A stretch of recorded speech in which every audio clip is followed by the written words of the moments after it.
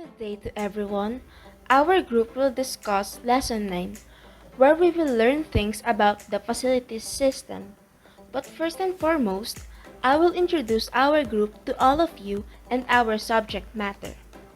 I am Cinderella Faye M. Morales, and I'll be discussing the overview of Lesson 9, the structural system performance, and the conclusion with you. Enclosure systems and sanitation systems will be presented by Joanna Marie Corsino. Atmospheric systems will be taught by Stephanie Grace Basa. Electrical and lighting systems will be taught by Lorraine O. Bonita. Life safety systems will be spoken of by Dirwata Marie de Leon. Building automation systems and facilities maintenance management systems will be explained by Lord Rain Barbosa. Let us now jump to the overview of this lesson. The objective of this lesson is to present a unified image of building technology and the interrelationships of facility systems to the facilities planner so that the interior hunting system and layout are not produced without taking into account the realism of the facility restrictions. Also, its goal is to provide an overview of how the various system elements inside the facility affect the overall facility planning process. The facilities planner is responsible for specifying which systems are necessary where and integrating those systems into the overall facility. But first, the facilities planner must be aware that number 1, the cost of constructing, operating, and maintaining a facility is significantly impacted by the facility systems. Number 2, a critical factor affecting facility flexibility is the facility systems. Number 3, a facility plan is not complete until all systems are specified. And lastly, number 4, facility systems have a significant impact on employee productivity, morale, and safety. They also have a significant impact on the facility's fire protection, maintenance, and security. Let us now go on to the second topic of this lesson, where I will discuss things about the structural system performance. Let us talk about the spacing. Most common structural types for industrial facilities are the steel skeleton frame or reinforced concrete skeleton frame. Here are some factors that will impact the choice of the structural type or the choice of materials. First is fire protection, since steel is notorious for losing its strength when heated above 1000 degrees Fahrenheit.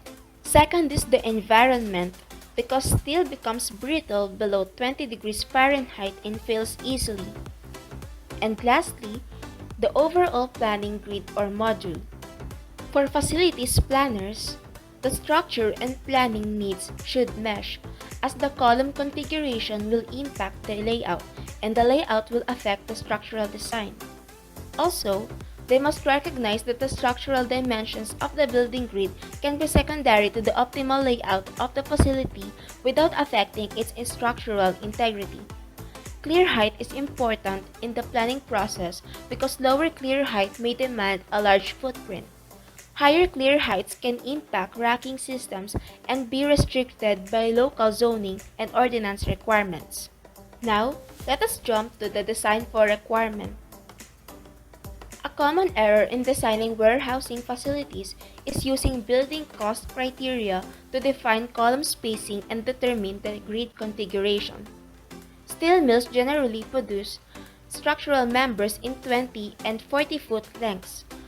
Architects and structural engineers habitually use these lengths in designing storage systems. The structural dimensions of the steel beams and girders or other structural members should be secondary to the storage system for which the facility is intended. For example, as shown in the picture, a 48 by 40 pallet is used and the normal 4 inches clearance is allowed between pallets and between uprights and pallets. Then a minimum of 92 inches clear distance will be required between the faces of the uprights in a pallet rack. If the pallet rack is a conventional 4-high unit capable of carrying 2,000-pound unit loads, then the uprights will normally be 4 inches. Thus, the overall width of the pallet rack is 100 inches or 96 inches center line to center line of the columns. Racking should drive the column spacing, but you must not allow the spacing to get excessive and impact the economy of the structure. Furthermore, facilities planner should know that different pallet sizes affect the dimensions of the racks, and rack dimensions affect column spacing. Before they design a building, it is essential to determine how the facility is to be used. Dimensional pattern eliminates the need to modify the building in accordance with vehicle dimensions, since the racks will fit between the columns in either configuration and outspacing is at the option of the layout designer. So now, let us talk about the types of columns. As facilities planner, they should also consider the size and character of the columns. We should take note that heavy wall round or square tubular columns should be used in warehouses. It eliminates rodent and vermin nesting areas, allows for easy maintenance and cleanliness, allows for the placement of downspouts within the columns, reduces the impact of denting on column strength, and eliminates the corners that can pull packages from pallets when forklift truck operators move too close to its column. It is a little more expensive than H-beams but provide a better match facility in the long run. In an all-concrete structure, a square column is normally preferable. Because of the rectangular shape, tube columns provide a finished edge all around. They also can provide lateral bracing in the structure, thereby eliminating the need for X-bracing.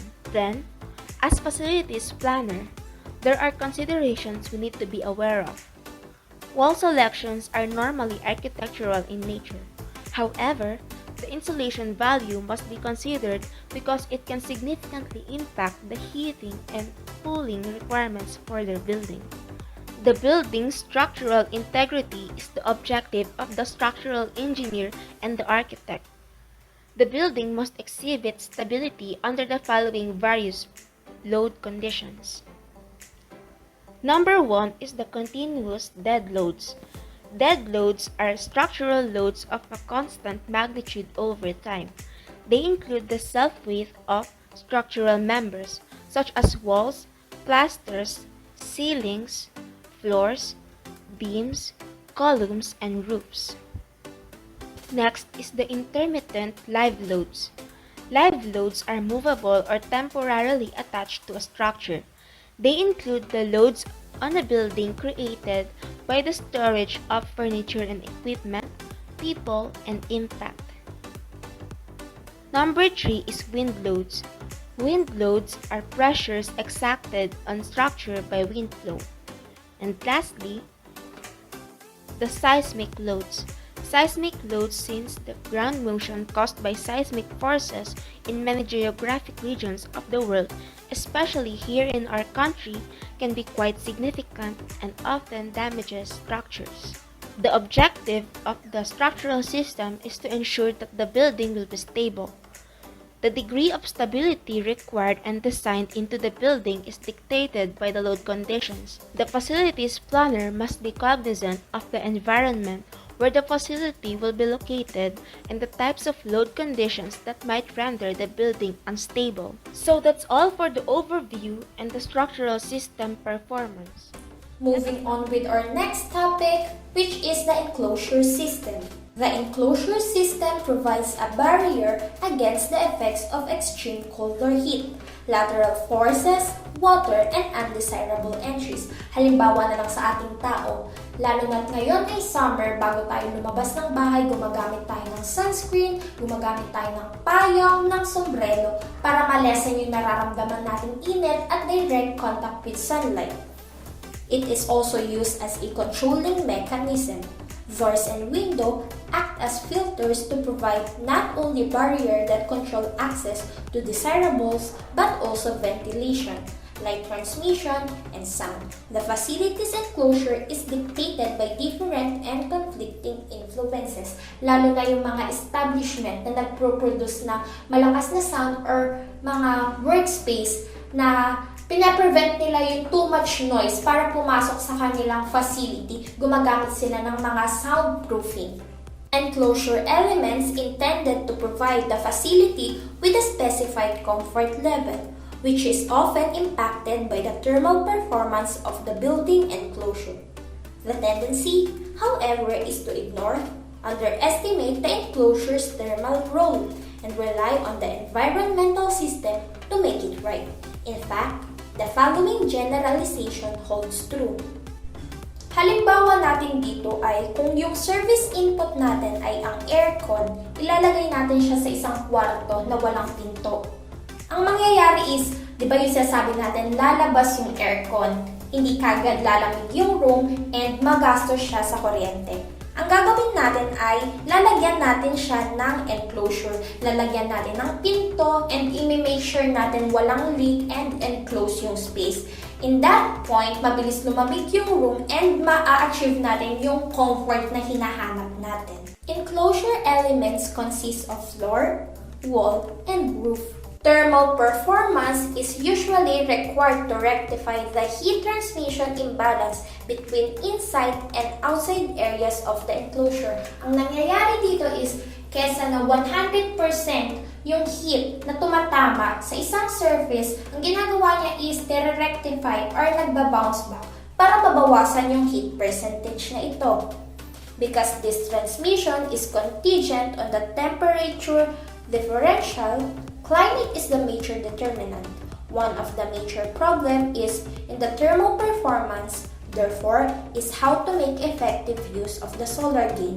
May mga lugar na sobrang tirik yung araw, may iilan na gumagamit ng solar panel para ma-make use, ma-maximize nila yung thermal performance. In that way, yung thermal, nako-convert nila into energy and nakaka-less sila ng gastos. In that way, solar transmission, if effectively controlled, can significantly reduce the building's dependence on artificial atmospheric system. Here is a representation of controlling solar transmission. Ipinapakita dito kung paano nare-rectify yung transmission ng thermal performance from 100%, 90%, 45%, and so on and so forth. May iba't ibang disenyo ang bubong, meron pa triangle, meron yung naka-incline ng konti, meron yung nakahiga or flat siya totally. The built-up roof details an effective flat roof design. Note that a membrane layer to prevent water penetration, an insulation layer to assist with thermal comfort.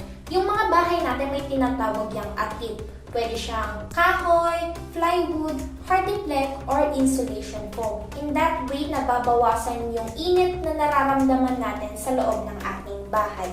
And a vapor check to stop vapor migration are integral elements of the system.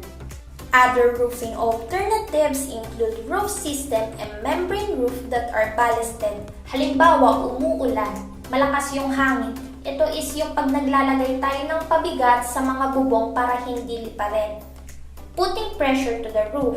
Mechanically attached, ito yung mga pinapako, naka-screw yung bubong sa kanyang katawan. And fully adhered, ito yung nakadikit mismo, naka-glue, mga semento, concrete, or container van na yung kanyang bubong is naka-attach mismo sa kanyang katawan. The ground and below ground condition for industrial facilities is typically a concrete slab sitting directly on the ground. The primary concerns with ground conditions are water penetration and vapor migration. Here is a representation of typical effective built-up roof system. Kung makikita natin, meron siyang flat roof design. However, regardless of the design method, poor installation resulting in crack or puncture membranes will make them ineffective. Kahit na si Zaha Hadid pa yung nag-design ng building mo, kung low quality of materials and minadali yung paggawa, magiging substandard and hindi magiging 100% success yung kalalabasan ng project. And as the time goes by, mas magiging magastos siya sa pagre-repair. And that's it for the enclosure system. Hello everyone, I'm Stephanie Grace Bibasa and I will report about atmospheric systems. So atmospheric systems provide for the health and comfort of occupants and the conditions for building equipment and machinery. So yung criteria para sa paggawa ng equipment and machinery ay pinaprovide ng mismong manufacturer. Pero yung para sa human comfort and health ng mga workers ay wala pang sinusunod na standard criteria not until 1900s. The definitive study of human comfort criteria was done in early 1960s in Kansas State University using large groups of college students. The data gathered are used to develop equations for the comfort parameters using the following variables: temperature, humidity, clothing, and metabolic activity. So these four variables could affect the comfort and health of a human. For the temperature, kung masyadong mainit and malamig, hindi makakapag-focus yung worker sa ginagawa niya. And it could also cause diseases, as well as sa humidity. For the clothing, kung inappropriate yung garment na ginagamit niya, syempre magkakause ito ng uncomfortability and would lose focus. Metabolic activity is very important also dahil food provides energy for the human. That's why yung apat na to yung naging parameters for the comfort of human. Let's use healthcare facilities as our example. The humidity level of 50% is optimum for inhibiting the growth of viruses and bacteria. Also, oxygen is essential in building air quality for the occupants to breathe. And syempre, kung hindi maganda yung air quality sa isang healthcare facility, it could build inorganic chemical pollutants na makakasama sa patients and sa mga workers. To address the issue, we have the method of dilution. So, to eliminate unwanted substances, dilute them by mixing stale air in the building and add fresh outer air. So we have the rate of dilution expressed as cubic feet per minute squared feet. So this table shows typical air change rates for several building use types. Because of the importance of eliminating unwanted substances, the equipment to bring in fresh air and remove stale air is a primary consideration in planning a facility. So we have three space requirement needs: equipment rooms, dock sizes, and louver sizes. For the equipment rooms, we have the table that shows central equipment room area by use. For the dock sizes, we have specifications for main dock and branch docks. As well as for the louver sizes, we have exhaust louvers and intake louvers. Both of these requirements are estimated from air quantities and air speeds. Let's have an example. Considering the light assembly operation shown in figure 9.5, what space requirements should be considered for atmosphere systems? So, ang given is 120 feet by 240 feet light assembly plant. So, una natin gagawin is to determine the area. So we have the area of 28,800 feet squared. Next naman is determine the air handling requirements. For the minimum, maximum, and exhaust air supply rates, we have to focus on the table for air changes rates. And since light assembly plant yung example natin, dun tayo titingin sa office or commercial. Next naman, i-compute natin yung air supply and air exhaust. So to compute air supply, multiply the area and maximum air supply rate. For air exhaust, multiply the area and exhaust air supply rate. So for the air supply, we have 28,800 feet cube per minute and air exhaust of 8,640 feet cube per minute. Next naman, need nating i-determine yung louver cross section. So to compute this, kailangan nating i-divide yung louver sizes sa supply and exhaust. For supply, i-divide natin yung answer sa intake louvers, which is 1,000 feet per minute. So we have 28.8 feet squared. For exhaust, i-divide naman natin yung answer sa exhaust louvers, which is 2,000 feet per minute. So we have 4.3 feet squared for exhaust. Next naman, i-determine natin yung main duct size and layout. So for this one, we have two main ducts, each covering half of the building's area, multiplied by the air supply rate. So para shortcut, i-divide lang natin yung air supply rate sa dalawa. So we have 14,400 feet cube per minute. Para naman sa cross-sectional area, i-divide natin to sa main duct size, which is 1,800 feet per minute. So we have a main duct of 8 feet squared. So for the branch duct calculation, let's assume na may 10 branch duct sa isang main duct. So to compute the branch flow rate, divide natin yung 14,400 feet cube per minute kanina sa 10. So we have 1,440 feet cube per minute. Next naman, i-divide natin to sa air speed na 1,000 feet per minute. So we have 1.4 feet squared. So to answer our problem, yung equipment rooms natin is 28,800 feet squared and 5% gross area for mechanical equipment space. For the duct sizes, we have a main duct of 8 feet squared and branch duct of 1.4 feet squared. For the louver sizes, we have supply of 28.8 feet squared and exhaust of 4.3 feet squared.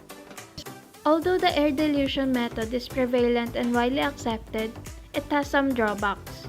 The major drawback to this method is that when you exhaust the air, you are removing heat and air conditioning. Therefore, there is a substantial loss of energy. To reduce the volume of makeup air required, many operations use mechanical filtration or electrostatic precipitation.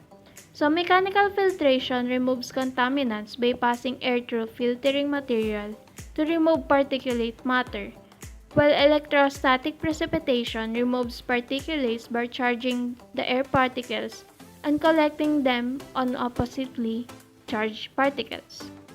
Next, we have clean rooms, or the controlled environments that was designed by facilities planners for electronics, pharmaceuticals, and food processing operations. And it has 4 classifications with Class 100,000, Class 10,000, Class 1,000, and Class 100. So these rooms are kept under positive air pressure to prevent dust infiltration. Next, we have HVAC, heating, ventilation, and air conditioning. So yung purpose ng HVAC is to control the temperature, humidity, and cleanliness ng environment sa isang facility. Mahalaga din yung HVAC para sa human comfort, process control, and product control. That's why a facilities planner must realize the complex and dynamic nature of HVAC and not make a mistake of attempting to design HVAC for a facility.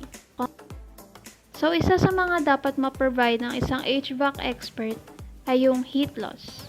So, to compute heat loss, we have total heat loss is equal to the sum of heat loss through the floor, roof, glass windows, doors, walls, and due to infiltration. So, para naman makompute yung individual heat losses na nabanggit kanina, ito yung formula. So, another requirement naman yung cooling load or the air conditioning requirement para sa facility.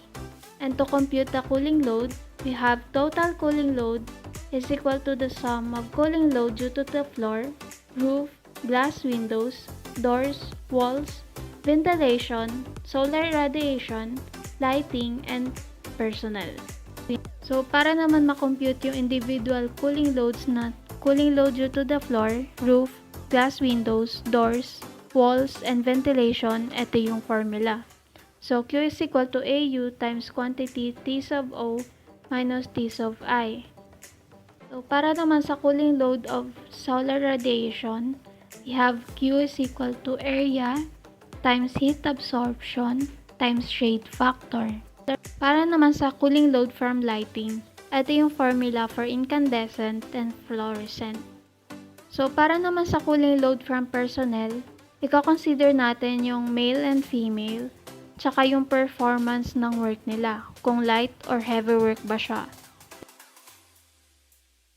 Let's have an example.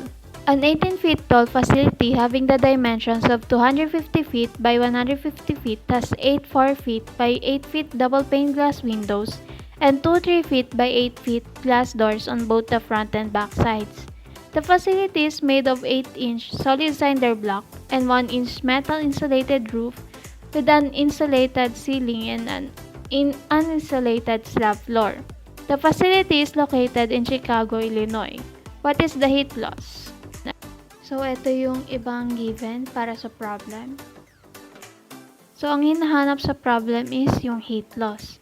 So, para sa solution, apply lang natin yung formula for the individual heat losses na Q is equal to AU times quantity T sub I minus T sub O.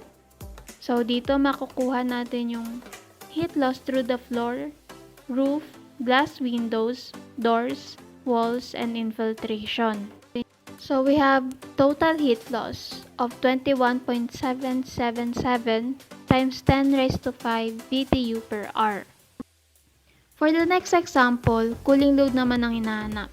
So, additional information, the front of the facility faces west and all windows and doors have awnings. The lighting within the facility consists of 575 fluorescent luminaries, each containing 260-watt lamps. Within the facility, 75 men performing light work and 50 women performing light work will be employed. The outside assigned temperature is 97 degrees Fahrenheit and the inside temperature is 75 degrees Fahrenheit. So again, apply lang natin yung formula for the individual cooling loads. Para naman sa solar radiation, yung heat absorption factor sa west side ng Chicago, Illinois is 100 BTU per hour feet squared. Para naman sa east side, we have 75 BTU per hour feet squared. The shade factor awnings are 0.3. So this way, makocompute natin yung cooling load for solar radiation. Para naman sa cooling load for lighting, since fluorescent lamp yung binanggit sa problem, formula lang ng fluorescent yung gagamitin. Next naman sa cooling load from personnel, nabanggit na may 75 men light work and 50 women light work. So we have cooling load from personnel of 0.95 times 10 raised to 5 BTU per hour. So for the total cooling load, add lang natin lahat ng cooling load na nabanggit and we will come up with an answer of 9.94 times 10 raised to 5 BTU per hour. So, pwede rin natin siyang ma-convert into ton with 12,000 BTU per hour per 1 ton. So, yung total cooling load natin is 83 tons. So, that's the end of my report. Hi, I'm Lorraine Bonita and I'll be reporting about electrical and lighting systems with subsections, feature planning for electrical systems, and lighting. Let's start! As a facilities planner, you should know that all electrical systems should have sufficient capacity to serve the loads or devices it is designed for, while also considering spare capacity to anticipate potential growth. Dapat marunong kang mag-estimate kasi syempre di mo naman talaga kayang i-finalize agad yung detalyadong disenyo ng mga facility. So, you need room for future improvements. At sa Philippines, 25% is the standard allowance. Again, you must always consider allowance for load growth. Kailangan siguraduhin yung major load requirements, both present and future, ay included sa design data so that the design engineer, usually electrical engineer, they can adequately size mains, switchgear, transformers, feeders, panel boards, and circuits to handle the future electrical needs of the facility. Now, future planning starts with analyzing the building type and its traditional electrical loads. Loads meaning the components or appliances that use your electrical systems. Dito, need mo na alamin kung anong building ang gagawin para malaman ang typical electric loads na gagamitin. Example, residential houses use computers, resistive loads, incandescent lights, whereas sa office buildings merong elevators, and sa manufacturing building naman may conveyors and motors pa. Second step is to determine all unusual and special electrical requirements for the building type, plus the current trends and practices. Ito ang average load requirement for several building types. For plants, 20 watts per square feet, office buildings, 15 watts per square feet, and so on. Now, when this step is complete, a list of load categories can be generated, including lighting, miscellaneous power, HVAC, plumbing and sanitary equipment, transportation, processing, kitchen, and special equipment. Third step, you need to estimate the point of service voltage, and metering location with the local utility company. Syempre, to generate electricity, the facility distance should be viable with the service company. Itong distansya yung tinatawag na service point. Kung di feasible yung distance, malaki ang konsumo nun sa bill mo considering na may voltage drop per meter. So, halimbawa sa Meralco, ang service voltage o yung standard voltage na pinoprovide nito sa residential houses is 220 volts. Kung malayo yung bahay, baka 210 volts na lang ang dumating, which is considered a waste. Next step, the facilities planner should verify with the client the type and rating of all equipment to be used in the facility. Yung type of equipment ay depende sa facility usage. Industrial equipment ba, medical, cooking, and for all this, kailangan alamin mo ano yung voltage required ng equipments para gumana ng mga ito. Fifth step is to establish the space required for electrical equipment and electrical closets. Ang electrical closet ang magiging central hub para sa circuits ng facility. Kailangan maingat sa pag-decide ng lokasyon at gaano kalaki ang space na ibibigay para rito, since it is very expensive to move in future facility rearrangements. Finally, you must provide detailed input for the lighting requirements for the facility kasi pag electrical engineer lang ang gagawa sa lighting design, ang goal lang ay ma-illuminate ang different areas, whereas sa facility planner, i-consider niya ang proper lighting factors like tasks to be performed sa facility. So, it would result to a better ergonomic design, set the appropriate mood, and what not. Now, let's discuss lighting systems. Ang sabi nga, lighting should not be planned by the same electrical services planner since illumination should be customized to a facility's need. Typically, ginagamit itong 8-step procedure when designing lighting systems. Step 1. Determine the level of illumination. Kapag pumipili ng illumination level para sa workstation, always consider these criteria: nature of the tasks, amount of reflectivity of the workstation, components and surrounding area, current levels of natural or general lighting, the need for natural illumination, and the worker's age and visual acuity. Now, this is what you will use for this formula later, and to define the foot candle requirement, which is a unit of light intensity. Makikita dito sa table ang minimum levels of illumination for specific tasks in terms of foot candles. Halimbawa sa inspection, using the criteria, how difficult is it? Kunwari ordinary lang, so 50 foot candles yon. Now going back to this, you can get the illumination level by multiplying room square footage to foot candle requirement. So, for a 25 square feet area na may ordinary inspection, it is 25 times 50, which is equal to 1,250 foot candle square feet, or in other words, 1,250 lumens. Step 2. Determine the room cavity ratio, or RCR. RCR is a measure of the shape of a room to be lighted. So, the higher and narrower a room, the larger the RCR, and the more illumination is needed to achieve the required level of lighting since mas malaki nga ang space. Ang formula ng RCR is 5 times the height from the working surface to the luminaries. Tulad dito sa figure, ang working surface sa office room is the sitting height to the lights. So, this height times quantity room length plus room width, then divide all over quantity room length times room width. Step 3. Determine the ceiling cavity ratio or CCR. Kung ang luminaries mo, meaning yung mga ilaw, ay nakamount lang sa kisame o kaya nakalubog doon, edi walang epekto yung mounting height nito sa reflective property ng kisame. Kaya naman, 0 na ang CCR mo. Dito sa figure, the ceiling cavity is the area from ceiling to luminaries. Also, the greater the distance from the luminaries to the ceiling, the greater will be the CCR and the reduction in ceiling reflectance. To get CCR, you just have to multiply height from luminaries to ceiling times RCR from step 2, then divide by the height from the working surface to the luminaries. Step 4. Determine the wall reflections or WR and the effective ceiling reflectance or ECR. Ito yung mga conditions for this step. Kung ang mga ilaw ay imamount o ilulubog sa kisame, then ang ECR ay equal sa BCR. Whereas kung nakasabit naman ang mga ito, ang ECR ay kukunin gamit ang CCR, WR, and base ceiling reflectance aka BCR according sa table 9.7. To clarify, the WRs and BCRs in terms of approximate reflectance can be determined using table 9.6. Bale, depende ang WR sa material na ginamit para sa dingding at BR naman for base ceiling material. Example, black paint has a WR or BCR of 5, cement is 35% naman. Now, looking at table 9.7, let's say ang CCR na nakuha from step 3 is 0.5. Tapos, black paint ang kisame. So, 5% ito. Tapos, ang wall naman ay brick, edi 35%. Titingnan mo dito, ano yung katapat na value niya. So, for my example, ang ECR niya ay 6. Step 5. Determine the coefficient of utilization or CU. CU is the ratio of lumens, yung liwanag, reaching the work plane emitted by the lamp.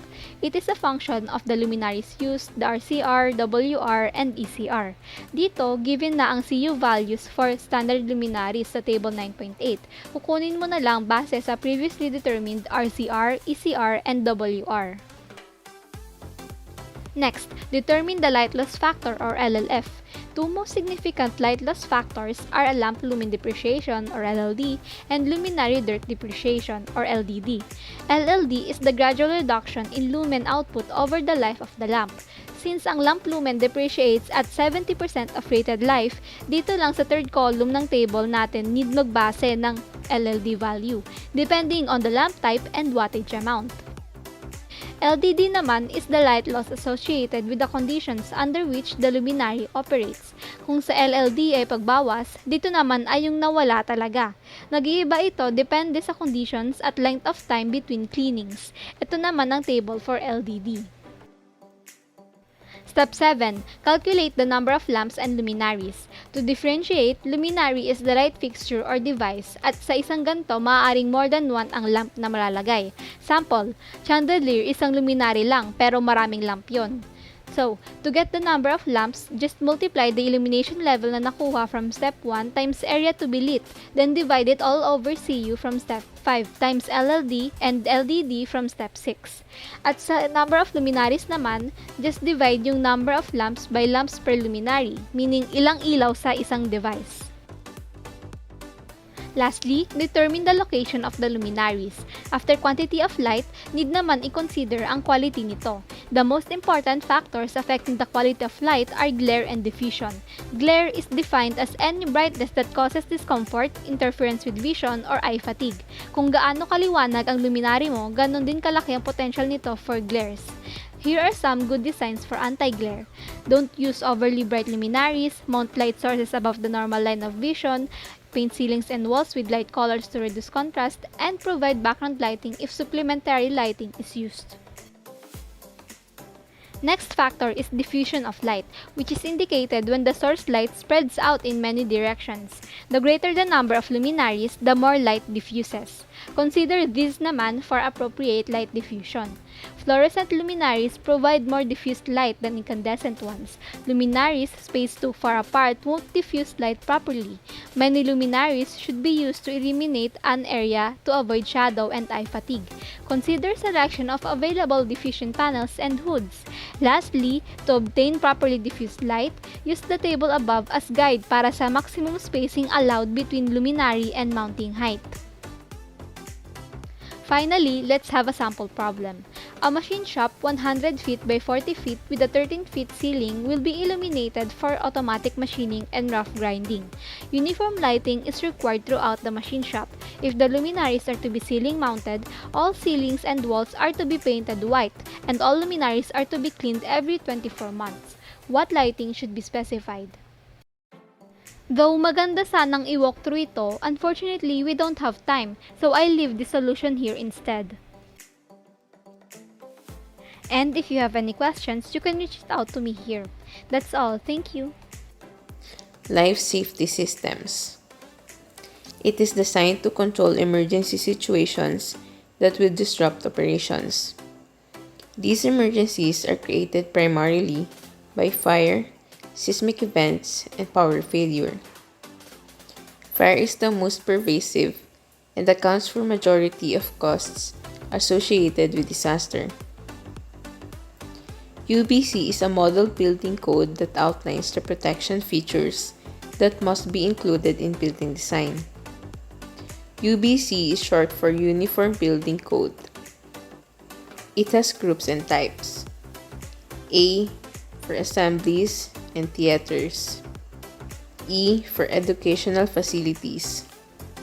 I for institutional occupancies. H for hazardous occupancies, including fuel, paint, chemicals. P for business, office, factory, commercial facilities. R for residential. M for miscellaneous.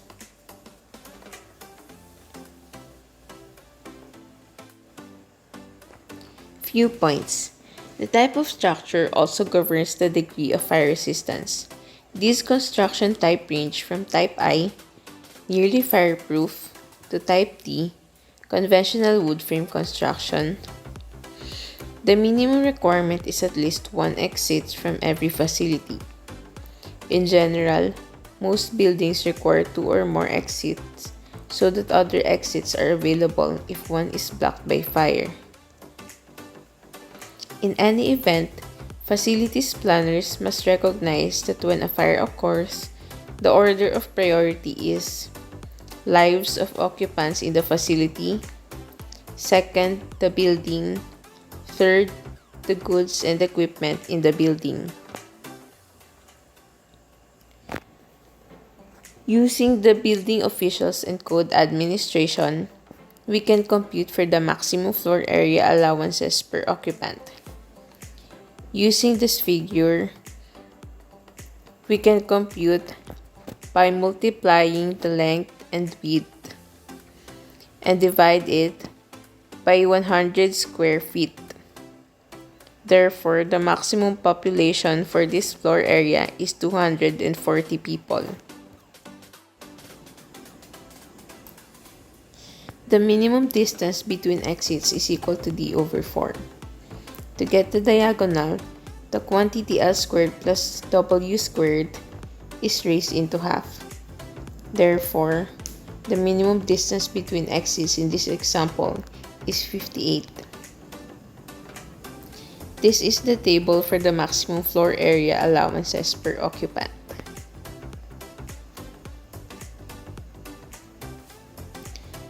This is the minimum number of exits for occupant load. For 500 or less people, the minimum number of exits is 2. For 501 to 1,000 people, the minimum number of exits is 3.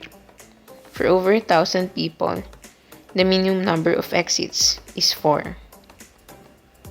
There are 4 classes of fire. A. Wood, paper, cloth. B. For flammable liquids and gases, including gasoline, thinner, propane, and acetylene. C. For energized electrical equipment, including motors, computers, and panel boxes. D. For exotic metals, including magnesium, sodium, and titanium. NFPA 231C's hazard categories are established based on the design of automatic sprinkler systems. These automatic sprinkler systems are widely used and very effective means of controlling fires in the early stages. The effectiveness is due principally to the fact that being automatic, they can provide protection during periods when the facility is unoccupied. To analyze, sprinklers labeled 1 are required when loads labeled A or B represent top of storage. Sprinklers labeled 1 and 2 are required when loads labeled C or D represent top of storage. Sprinklers labeled 1 and 3 are required when loads labeled E represent top of storage. Sprinklers labeled 1 and 4 are required when loads labeled F or G represent top of storage. For storage higher than represented by loads labeled G, the cycle defined by nodes 2, 3, and 4 is represented. The symbol X indicates phase and in-rack sprinklers. That would be the end of my report. Sanitation system consists of a hot and cold water supply, a distribution network to supply portable and cleansing water, as well as a collection network for refuse. Refuse handling goes beyond collecting and disposing of wastewater and soil solid known as sewage. It also includes refuse chutes, incinerators, and shredders. Under the sanitation system, we have the plumbing and discharge system. Plumbing, which typically handles the supply of hot and cold water, and the sewage system form the bulk of the sanitation system. Discharge, designed to handle soil, solid waste material, and wastewater discharged from bathing, bath, and washing. Sa madaling salita, ang plumbing is papasok, ang discharge ay ang mga palabas. The primary problem with drainage network is the problem of preventing odor passing back into the facility. Ito yung sasabi natin minsan na umaalingasaw, lalo na kung yung opening and yung sewage system is diretso siya. Walang nag-i-stop, walang nagtatrap sa odor para bumalik sa facility. Solution for this is the water seal trap, the common way to alleviating this problem. So kung titingnan natin yung ilalim ng ating mga lababo, ganito yung shape ng tubo. So kung makikita nyo itong long area na yan yung water seal trap. Kapag naghulog tayo dyan ng liquid, mapupush back yung area na yan, and pag nagsi-CR tayo, ganito rin kasi yung design ng loob ng ating bowl. So kapag buhos tayo dyan, magpupush back lang yung bloom area na yan at nag-create siya ng sound, diba? Yun yung tinatawag na siphon effect. And kapag na-push back na yan, may matitira ulit siya na tubig para ma-prevent niya yung odor na bumalik. This method, however, is not foolproof, and even with design precaution such as making the trap deeper, it is wise to use venting. Venting is widely used to ensure that odors are effectively removed from the facility and vented to the atmosphere. Kapag nilaliman kasi natin yung water seal trap, kakailanganin natin ng mas malakas na pressure dahil may tendency na kapag little amount ng pressure ang nailagay natin, hindi mapupush back and magkakaroon siya ng blockage. So, kailangan nating suportahan yung water seal trap natin ng ventilation. Usually, sa mga CR, diba, meron siyang bintana, and minsan naman, pag may budget, meron tayong ventilator fan para mag-circulate and mailabas yung bad odor na maaaring matrap sa isang facility. Hindi naman pwede na kapag malaki yung area mo, iisa lang yung ventilation mo. So, para maging proportion yung ventilation sa laki ng area and number of people, ito yung ating formula.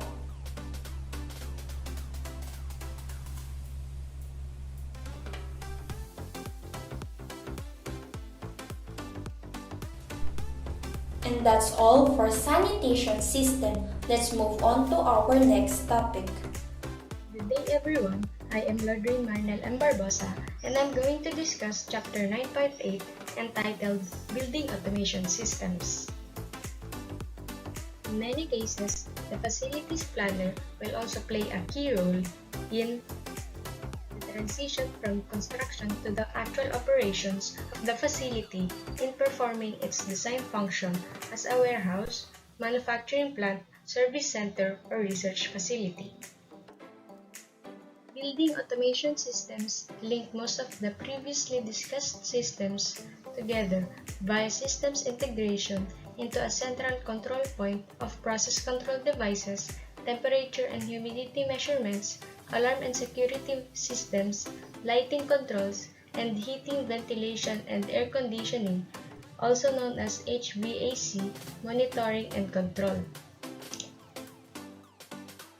Building automation systems in hospitals research facilities, and refrigerated warehouses all impact the employee as well as product quality within many operations. Smart facilities can be monitored on-site from a central location or monitored via modem connectors. One of the things that a facilities planner must consider is how to link separate facility systems controls and achieve an effective computerized integrated building operation. Often, there are a number of possible systems: the building management system for HVAC, humidity control, and HVAC power monitoring, or energy management systems for lighting, or security systems that control access to the facility, or a computerized maintenance management system to control and manage the facility maintenance process. In addition, there can be condition monitoring systems that create alarms for taking action for repairs, preventive maintenance, or simply for emergency shutdown of specific equipment. Process controls, which can have significant impact on throughput and quality, add one more standalone system also needing effective monitoring. The next step beyond modem connectivity is integration software that allows multiple systems to appear as a single system accessible over the internet from a single location. Processes for monitoring and controlling the building automation system, energy management, the facility maintenance management system, and other standalone system software can now be integrated and viewed over the internet. Via the internet, facility operations can start and stop equipment, turn lights on and off, adjust airflows based on outside temperatures, reset alarms, operate irrigation systems, and schedule occupancy times. Multiple standalone systems can now be integrated into a total facility solution by third parties that provide true computer-integrated building operations.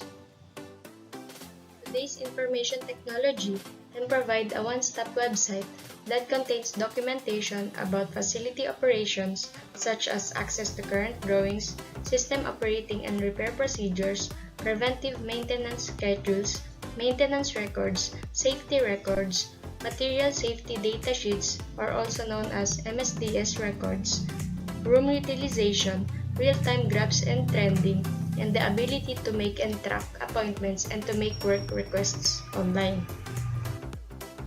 During the planning process for construction of all the facility systems discussed, the facilities planner must consider how best to have the facility fully ready for transition to operations and commissioning. Facility operators no longer have the time to learn 5 or more different monitoring and control systems, yet they want to maintain the flexibility to choose the best control system for each application involved. The first need is the ability to easily understand and operate the facility. The second is the capability to monitor it and to operate it from anywhere on any computer without expensive proprietary software. Today's successful facilities planner will understand facility systems, understand the typical challenges during transition to facilities operations, consider how best to integrate standalone systems into an effective operating facility, and use today's best practices for building automation and information technology. Now, let's move on to Chapter 9.9 entitled Facilities Maintenance Management Systems. Successful transition to facility operation comes after good facilities planning, effective systems design, and construction. The design-build phase is extremely short compared with the long-term operation of the facility. Therefore, the successful facilities planner understands and considers one more essential system, the Facilities Maintenance Management Systems, or also known as FMMS. Often termed Computerized Maintenance Management Systems, or CMMS, or Enterprise Asset Management, or EAM, the FMMS supports long-term physical asset management and day-to-day maintenance. This will include all building-related assets the facility systems that were discussed previously.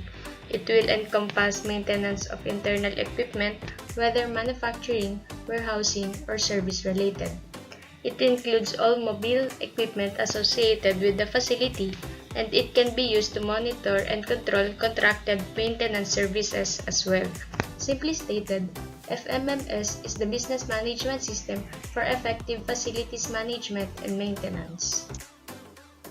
Briefly, the FMMS as a business management system may include modules with system functionality for asset data and equipment history, parts and material inventory management, work management and control, budget control, preventive maintenance procedures, materials requisitioning and purchasing, planning, scheduling, work dispatching, facility specifications and documentation, occupancy management, project management, regulatory compliance data, and life cycle cost data. Facilities planner may or may not be directly involved with the selection and implementation of FMMS, but should understand basic functionalities and requirements for implementing an effective FMMS. To facilitate a future FMMS and transition to operations, the facilities planner should support these key areas: ensure asset or systems documentation is complete, ensure that spare parts are in place and material inventory is established, validate those regulatory issues and all life safety issues have been resolved, strive to standardize system components, ensure that a facility preventive maintenance program is in place on day of commissioning, and ensure that training on all facility systems has been established and occurs before commissioning. And that's all for chapters 9.8 and 9.9. So now, I will talk about the summary of this lesson. To sum it all up, because the facilities planner will be interacting with the architects and engineers in charge of planning and developing a facility systems, they should be knowledgeable with the methods utilized to plan these systems. Facilities planners may not be present when the facility is in use. They must, however, anticipate the transition to facility operations during the design process and take steps to assess what maintenance would be necessary during operations. This chapter presents an introduction to the approaches used to plan structural, atmospheric, enclosure, lighting and electrical, life safety, and sanitation systems. It has shown how these systems, once designed and operating, can be monitored, controlled, and maintained with today's information technology. That's all for our group's report. Thank you for listening and I hope you learned something.